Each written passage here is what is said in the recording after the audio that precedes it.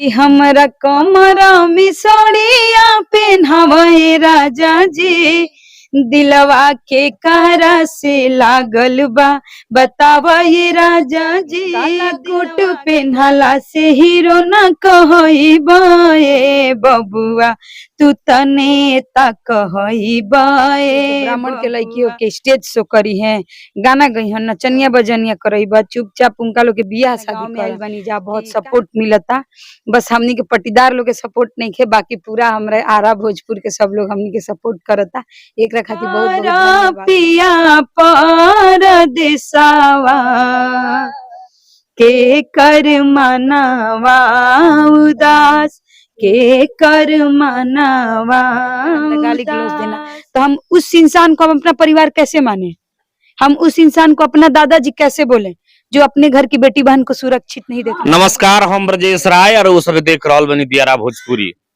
आज हमनी के अपना दियारा इलाका के ही बड़ारा विधानसभा के सलेमपुर के बगले में गांव बा ब्यारा अगर संडा एजे आइल बनी जे हमनी के आए दिन वो सब देखले कि सोशल मीडिया पर 3 गो लड़की बड़ा तहलका मचीले बड़ी सो। हेमा पांडे आ वहां का नाम पड़ी जी, सुमीता पांडे। अच्छा, सुबीता पांडे या करीना पांडे। दिक्कत ऐसा होता कि वो दोनों जानी का नाम तनी कम बा, हेमा पांडे के ढेर बा। सबसे पहले हमारा चैनल दियारा भोजपुरी पर और स्वागत बा। दियारा भोजपुरी के जितना मतलब लोग देखा था सबके हमनी के तरफ से प्रणाम बा, और बहुत बढ़िया लागता कि अपना गांव में आइल बनी जा, बहुत सपोर्ट मिलता। बस हमनी के पटीदार लोग के सपोर्ट नहीं खे, बाकी पूरा हमरे आरा भोजपुर के सब लोग हमनी के सपोर्ट करता। एक खातिर बहुत बहुत धन्यवाद बा। तो तीनों बहन में बड़ रहुए हैं जी, हम ही बड़ हैं। अच्छा, तो कब से ही रहुए सबके बुझाइल कि हमनी के गीत गौन गा सकतनी जे गाना गा सकतनी? गावे के तो हमनी के बहुत पहले से गावत रही जा, लेकिन रील्स टिकटॉक पर गावत रही, टिकटॉक पर भी काफी ज्यादा वायरल रही। फिर रील्स पर गावे लगनी, रील्सों पर वायरल भइनी। जब रील्स पर वायरल भइनी, हमार गाना वायरल भइल, खुद से गा के हमनी के तीनों बहनी बजा के गा के डलले रही। जब वायरल भइल ओकरा बाद से सब प्यार मिले लागल पब्लिक के, पूरा भोजपुरी समाज के। तो रहुआ सब क्या लागल कि कहीं बाहरी गाँव में ना रही सब? गाँव ऐसे ना हमनी के रहत रही जा कि गांव के कुछ पटीदार लोग बड़ी, अब जानता नहीं, कमजोर जे रहेला, जे 2 रुपया कमाला धमाला, तो ओकरा पर लोग बहुत दबाव डालेला। तो गांव के लोग बहुत हमनी पर दबाव डालत रहे, जौना वजह से हमार बाबा स्टेट बैंक में रहन, तो हमनी के बाबा हमनी के लेके कलकत्ता चल गए। फिर हमनी के कलकत्ते में पढ़ाई लिखाई हो जबे, सब कुछ हो जबे से हमनी के मम्मी बैठ के गीत उत सिखावस, हमनी के फुआ मोबाइल पर व्हाट्सएप पर गाना रिकॉर्ड करके भेजस कि तोहनी के गावस।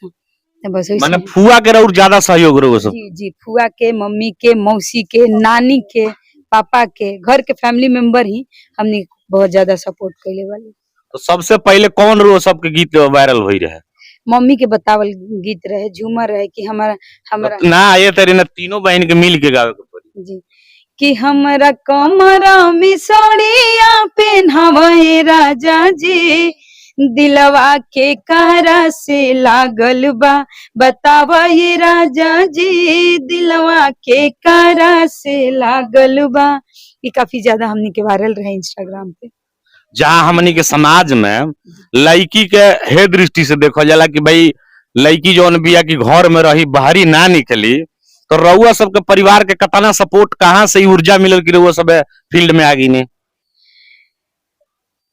गांव में हम रही था, पापा हमार कलकत्ता रहन, हमरा के पापा फोन पटीदार के लोग ही पापा के फोन करके सिखावे कि पंडित जी के लड़की हो के, ब्राह्मण के लड़की हो के स्टेज शो करी है, गाना गई है, नचनिया बजनिया करई बा, चुपचाप उनका लोग के बियाह शादी कर, कि काहे सोशील लड़की के बियाह शादी काहे नहीं करत, बियाह शादी कर, गौनई बजनई में कुछ नहीं खे। तो पापा भी उनका लोग के कभी कभी बात में आके पापा हमनी के बहुत डांटत रही, बोलत रही। पापा उनके लोग के चलते हमनी के खिलाफ, हमनी के खिलाफ जात रही, हमनी के सपोर्ट ना करत रही। लेकिन मम्मी के भाई के सपोर्ट रहे, जौना वजह से आज इजवा तक हमनी के बानी जा। आज पप्पू के सपोर्ट हो गइल बा। पापा का सपोर्ट हो गइल बनो? जी जी, आज पप्पू के सपोर्ट हो गइल बा। पापा भी कहिला हम प्राउड फील करिला कि अपन पारंपरिक गीत गा के हमर लड़की एक नाम कमाता लो। एगो औरू देखनी रहे, तेजस्वी यादव के संग मंच पर तीनों बहन एगो गीत गौले रही सब जी, तो तीनों आदमी तनी मिल के गीतिया। जी जी, तेजस्वी भी है, मंगल गीत ही रहे, कहल गई रहे हमरा कोई जगह, सब कोई कहल, यहाँ तक कि हम इजाजत ले रही तेजस्वी भैया की भी कि भैया मंगल गीत गा सकते हैं। वो बोला हाँ हाँ, वही सुनने के लिए यहाँ आए ही हैं। तो वही गईले भैया ब्लैक कोट जैकेट पहनले रहन, वही पर गईले रही जा कि काला कोट पहनला से हीरो ना कहई बाए बबुआ, काला कोट पहनला से हीरो ना कहई बाए बबुआ, तू तने ता कहई बाए बबुआ, तू तने ता कहई बा ए बबुआ। काफी ज्यादा ही वायरल रहे हम। बताई हताना निमन रउआ सब गावत नहीं और रउआ सबके गोतिया पट्टीदार प्राउड फील होके के चाहिए कि तंग करे के चाहिए। अब उनका लोग के एमे हम तो चाहब कि उ लोग हमनी के सपोर्ट करी कि हमनी इनका कि हमरा घर के लड़की है से आगे बढ़त तारी सपोर्ट करे के चाहिए, लेकिन अब उनका लोग के दिमाग में का बा का नहीं के कोई नहीं के जाना। देखने की सोशल मीडिया पर तरह तरह के भ्रांति फैलावल जा रहा बा कि वहाँ के दरोगा बनी, माने एगो बढ़िया पद पासीन बनी, रउआ सब माने कि मान सम्मान परिवार के बढ़ा रहल बनी, कुछ लोग व्यूज खातिर आ करके आपसी विवाद के खींच के लामा बढ़ावत, ई ठीक बात बा? जी ना, बिल्कुल ठीक नहीं खे। और हमार गांव आके रहल मजबूरी बा, काहे कि हमार दादी अकेले बड़ी, इन लोग के मतलब पटीदार लोग के लोग बा कि जे घर में घुस के मारना, गाली गलौज देना। एक टाइम पर जब हम वायरल ना रही तो हम लोग के घर में घुस के लोग मरले रहे, मोबाइल वोबाइल छीनले रहे, 1.5-2 घंटा हमरा के घर में बंदी बना के रखले रहे लोग कि तार पापा ही तबे तरह के छोड़ल जी, जमीनी विवाद के वजह से। और पूरा जानकारी नहीं खे, जे व्यूअर्स खातिर कुछ भी सोशल साइट पे लिख देता। हम बस ये रिक्वेस्ट करब कि जे भी जौन भी वीडियो डालत उ डालो, कोई माना नहीं खे, लेकिन वीडियो के जांच कइल जाए कि वो वीडियो में काहे हेमा पांडे इतना पागल थोड़े बड़ी कि ऐसे ही दौड़े लगी हैं, चाहे हेमा पांडे के बहन इतना पागल थोड़े बड़ी कि ऐसे ही ईटा पत्थर चले लगी। अपना सुरक्षा खातिर, अपना बचाव खातिर हम तो बार बार प्रशासन से ही कहते नहीं कि हमें सुरक्षा दी जाए।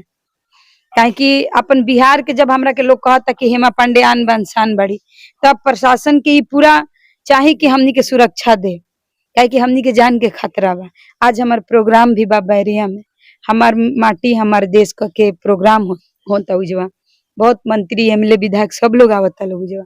तब प्रोग्राम के सिलसिले में हम गाँवे आइल बनी, यही बहाना तनी गाँव में भी रहम, फिर ओकरा बाद प्रोग्राम भी निकल जी। बहुत सारा ऐसा बात चीजें जौना वजह से हम सोशल साइट पे बोलल नहीं चाहते हैं कि सब पारिवारिक के मैटर बा, लेकिन उ लोग पारिवारिक मैटर नहीं के समझत।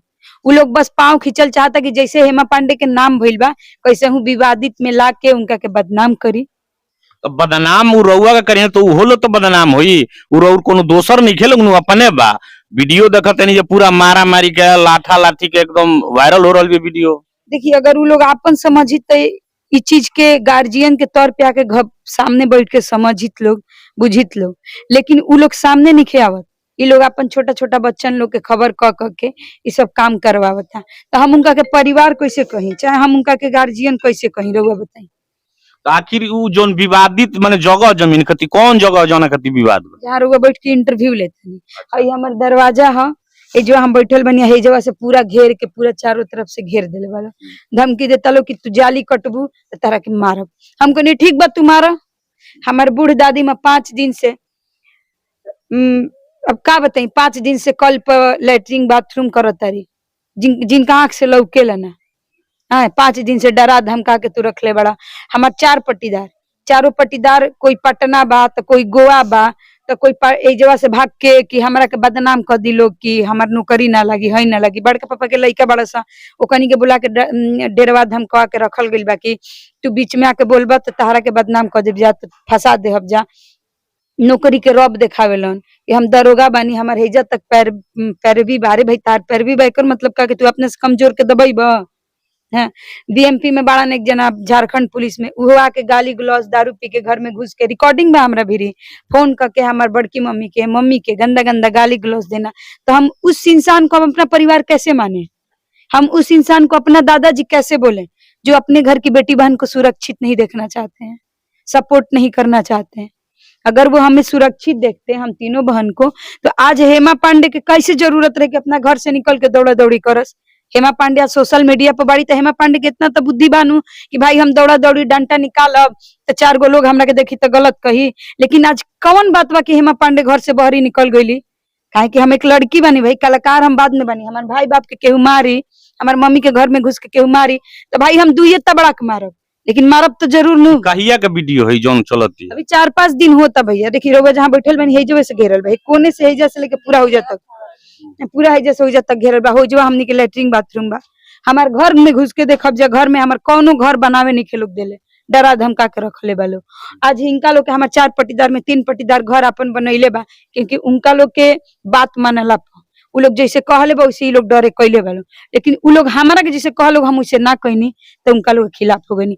अब रउआ बताई हमारी जा खेत बधार बा, खेत बधार हमार चाचा अइलन कलकत्ता से कि हमनी के काम वाम सब कलकत्ते में बा, हम एजो के खेत रख के का करब, हम बेच देतनी।